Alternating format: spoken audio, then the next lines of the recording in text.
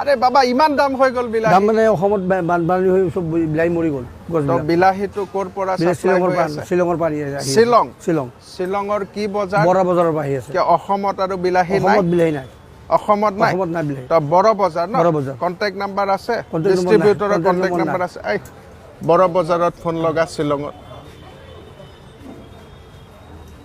তো অলপ দামবিলাক অলপ চাই চিতি ল'ব হা মানুহৰ যথেষ্ট অলপ অসুবিধা হৈ আছে অকণমান যিমান পাৰে নিগচিয়েট কৰক তো মই মন্ত্ৰী কৈ আছিলোঁ তাতে কিমান দাম হৈ আছে বিলাহীৰ তো ইয়াততো 120 টকা কৰি বেছি আছে দোকানীয়ে তো শ্বিলঙৰ পৰা ইয়াতে আহোঁতে 50 টকাৰ বিলাহীটো 120 টকা হৈ আছে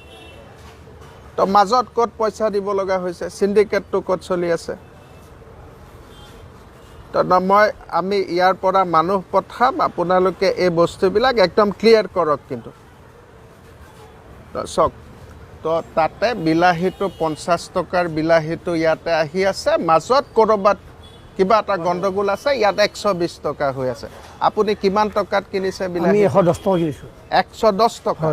তো ইয়াতে 60 টকাৰ এটা ডিফাৰেন্স হৈ আছে তো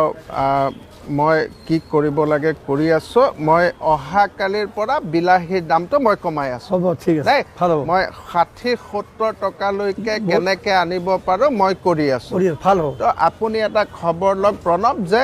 এই বিলাহীৰ দামটোত মাজত ক'ত দামটো বাঢ়ি আছে ক'ত কি সিন্ডিকেট আছে মই এইখিনি গোটেইখিনি চাই দিম খবৰ লওক অলপ তো আমাৰ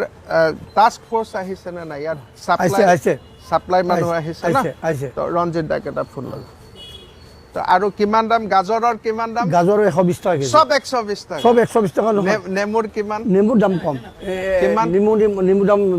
5 টকা পেজ এটো অসমৰ নে অসমৰ তো ভাত কেৰেলা কিমান ভাত কেৰেলা অসমৰ 80 টকা কেজি 80 টকা তো অসমত দামটো অকণমান কম তো ৰঞ্জিত দা মই চক ইয়াতে ক'ৰবাত কিবা এটা খেলি মেলি হৈ আছে আমাৰ শ্বিলঙৰ বড় বজাৰত 60 টকা কিলো 50 টকা কিলো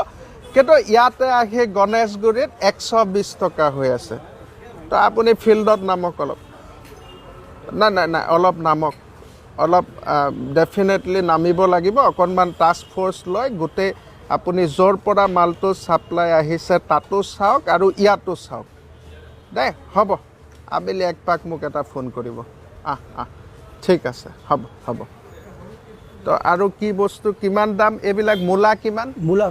50 টকা কেজি 50 টকা কিলো অলপ কমেই আছে না কমে আছে ঠিক আছে মই আপোনালোকে বেছি দাম নকৰিব আৰু একদিন দুই দিনৰ ভিতৰত মই যিমানটো পাৰো অসমৰ পৰা ক'ৰ পৰা সাপ্লাই আহে অসমৰ যে বৰ্তমান বৰপেটা নলবাৰী আপোনাৰ খাৰুপেটিয়াত কিমান দাম খাৰুপেটিয়াত কি বস্তু আহিছে ইয়াত খাৰুপেটিয়াত বৰ্তমান বস্তু তিয়হটো আহি আছে তিয়হৰ আপুনি কিমান কৰি আছে তিয়হ 50 টকা কেজি কিমান টকাত কিনে 40 টকা কেজি 40 টকা তো আৰু খাৰুপেটিয়াই বস্তুবিলাক ক'ৰ পৰা আনে খাৰুপেটিয়া বস্তুটো তিয়হ আহি আছে লোকেল প্ৰডাক্ট দামটো অলপ কম তো আছে না দে তহঁতে বজাৰবিলাক দেখাই আছে নে নাই ৰাইজে দেখাই আছে আপুনি স্যাৰ হঠাতে আজি ভিজিট দিবলৈ আহিলে বাবা মানুহৰ যেটো দুখ কষ্ট হৈ আছে মই ভাবো অলপ ভিজিট কৰি পেলাই যিমান পাৰো কমাব বিচাৰি আছো দামটো দে স্যাৰ বজাৰত জুই চাই দাম হৈছে বুলি জনসাধাৰণে প্ৰতিবাদ কৰি আছে জনসাধাৰণে আক্ষেপ কৰি আছে আপুনি স্যাৰ নিজে আজি বজাৰ দৰ্শন কৰিলে বজাৰত 100 টকা 150 টকাৰ ওপৰত একো সবজিয়ে পোৱা নাযায় ক'ৰবাত সিন্ডিকেট হৈছে নেকি মানুহে বাবা মই এটা আপুনি খেতি কৰি পাইছে ঘৰত খেতি কৰিছো খেতি কৰিছে সেই খেতিৰ বস্তু বেচিছো ইয়াত আছে ইয়াত নাই মই ঘৰত আছিল বাবা খেতি কৰিব লাগিব খেতিটো আমি যদি নিজে নকৰো দেন বস্তু বেছি দামত বিক্ৰী হ'ব ৰাইজৰো ক্ষতি আপোনাৰো ক্ষতি আজি আপুনি শ্বিলঙৰ পৰা বজাৰ কৰি আনিছে কিয় ঘৰত বিলাহীটো খেতি কৰিব নোৱাৰে নেকি ঘৰত বিলাহী কৰি বানপানী শেষ কৰি দিলে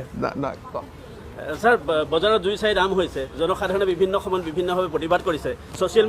মিডিয়াটো ইয়াৰ বিষয়ে বিভিন্ন ধৰণে আপোনাক সমালোচনা কৰিছে গতিকে আপুনি স্যাৰ নিজে আজি বজাৰত মই আজি উপলব্ধি কৰিছো মই ভাবো আমি প্ৰত্যেকে খেতি কৰিব লাগিব আৰু ইয়াৰ বাহিৰে উপায় নাই তো তো মই অহা মাহৰ কেবিনেট বৈঠকত এটা সিদ্ধান্ত ল'ম যে প্ৰত্যেকজন MLA নিজৰ নিজৰ সমষ্টিত কমেও 100 বিঘা মাটিত খেতি কৰিব লাগিব তো মই ভাবোঁ অহা বছৰৰ পৰা আমাৰ অসমত আৰু এই মূল্য বৃদ্ধিৰ প্ৰব্লেমটো নাথাকে শাক পাচলিৰ ক্ষেত্ৰত আপোনালোকে দেখিব পাব খুব এটা সুন্দৰ উৎপাদন আমি অসমত কৰিম মই ভাবোঁ আমাৰ যুৱ মৰ্চাৰ ল'ৰাবিলাকে আৰু অলপ খেতি চেতি কৰিব লাগিব আৰু সাংবাদিককেইটাকো কৈছে তহঁতি বাবাহঁত খেতি কৰ নহ'লে আৰু এনে প্ৰশ্ন সুধি থাকি কি লাভ আছে মূল্য আপুনি এটা আহ্বান জনাইছিলে যে এটা বিশেষ জাতিক লৈ পেলাই কৈছিলে যে সকলো ওলাই আহিব লাগে তেওঁলোকে দামটো বঢ়াই আছে গতিকে আমাৰ মানুহখিনি যদি ওলাই আহে আমাৰ মানুহখিনিক দাম অন্তত নকৰে আমাৰ মানুহৰ আজি মই দেখাই আছো না এখেতে ঘৰত খেতি নকৰে বজাৰটো কৰি আছে দোকানটো দি আছে এই বাবাই খেতি নকৰে বেলেগৰ পৰা কিনি আনি কৰি আছে মই এতিয়া এনে ধৰণৰ ব্যৱস্থা কৰিম যে আমি প্ৰত্যেকজন MLA এটা নিজৰ নিজৰ মাটিত নিজৰ সমষ্টিত 100 বিঘা মাটিত খেতি কৰিব আৰু এই খেতিৰ পৰা আমি উৎপাদন পাম একদম ডিৰেক্টলি গণেশগুৰি বজাৰত শাক পাচলি আহিব মাজত কোনো সিন্ডিকেট নাথাকে তেতিয়া স্যাৰ ডেফিনেটলি তেতিয়া আৰু এতিয়া তিয়হৰ দাম আজি 40 টকা তেতিয়া বিলাহীৰ দাম 20 টকা হ'ব মাজত কোনো আৰু সেকেন্ড পাৰ্টি নাথাকে থাৰ্ড পাৰ্টি স্যাৰ নাথাকে কাষতে মাছৰ বজাৰ আছে মাছ কিনি মানুহে বিলাহী কিনিব নোৱাৰাৰ কাৰণে মাছটো স্যাৰ বিলাহীত ঘঁহি আৰে পেলাই ভাই CMA যদি আৰু মাছৰ খেতিও কৰিব লাগে CMA যদি আৰু শাক পাচলিৰ খেতিও কৰিব লাগে এইবিলাক কথা অলপ ৰাজ্যখনৰ মূল আপুনি গতিকে আপুনি যদি আহ্বান দিয়ে সেয়াই চলে মই কৈ আছো অসমৰ ৰাইজে এতিয়া চিন্তা কৰিবৰ হ'ল মই ভাবো যিমান বজাৰৰ কাৰণে যিমান জেগা লাগে মই গুৱাহাটীত কৰি দিম খালি বাবাহঁত তহঁতে খেতি কৰ তো যিমানে খেতি কৰিবি সিমানে উৎপাদন বাঢ়িব আৰু বজাৰত দামটো কমিব মানে এটো ক'ব পাৰি নেকি স্যাৰ আপোনালোকৰ চৰকাৰৰ দিনত কোনো ধৰণৰ সিন্ডিকেট হোৱা নাই যেনে ধৰণে দাম আছে বাবা কৰবাত যদি সিন্ডিকেট আছে তহঁতে মোক দেখাই দিবি মই ঠিক কৰি দিম হ'ব কি বাবা কিবা আছিল বজাৰ কৰি আছো দে কৰ আৰু মই ৰাইজক কওঁ যাতে আপোনালোকে এইবিলাক আন্দোলন কৰি লাভ নাই এতিয়া আমাৰ কৃষি বিপ্লৱৰ সময় মই ভাবোঁ 2026 চনৰ ইলেকশ্যনৰ আগে অসমত এক বিপ্লৱ হ'ব মানুহে কোনো আন্দোলন নকৰে মানুহে হুলস্থুল নকৰে অসমৰ মানুহে খেতি কৰিব চাৰিওফালে বানপানী এতিয়া অসমৰ মানুহে খেতি ক'ত কৰিব আৰে ভাই বানপানীটোতো মই শুকুৱাই দিব নোৱাৰো ন গোটেই অসমত বানপানী নহয় কোনোবা পকেটত বানপানী হৈ আছে আৰু এই বানপানীৰ যিখিনি যোন জাগাত আছে তাৰ বাহিৰে য'ত কৰিব পাৰি তাত খেতি কৰাৰ ব্যৱস্থা কৰক মই অলৰেডি ড্ৰাফট তৈয়াৰ কৰিছোঁ মই অহা মাহৰ কেবিনেট বৈঠকত একদম সিদ্ধান্ত কৰি তহঁতিক জনাম প্ৰত্যেকটো সমষ্টিত 100 বিঘা মাটি আৰু গোটেই সাংবাদিক হওক সেই অঞ্চলৰ নিবনুৱা ল'ৰা ছোৱালী হওক আমাৰ যুৱ মৰ্চাৰ ল'ৰাকেইটা হওক কোনোবা NSCYও তাত থাকিব পাৰিব মুঠতে খেতি কৰিব লাগিব চব্জি দাম বঢ়াৰ কাৰণে অসমৰ মানুহক আপুনি আহ্বান কি জনাব স্যাৰ কেনেকৈ খাব লাগে কি হ'ব লাগে অকমান চাওক মইতো আৰু বেলেগৰ নিচিনা নকওঁ যে কমাই খাওক আৰু আপোনালোকৰ শাক পাচলিটো কমকৈ কিনক দামটো কম হ'ব না আপোনালোকে যোনে যি পাৰে খাই থাকক যিমান পাৰে খাওক কিন্তু খেতি কৰক ঠিক আছে ধন্যবাদ স্যাৰ ধন্যবাদ মই আকৌ আহিম ভালকৈ এই দুদিন এদিন অলপ কষ্ট হ'ব তাৰপিছত মই ঠিক কৰি দিম দে হ'ব দে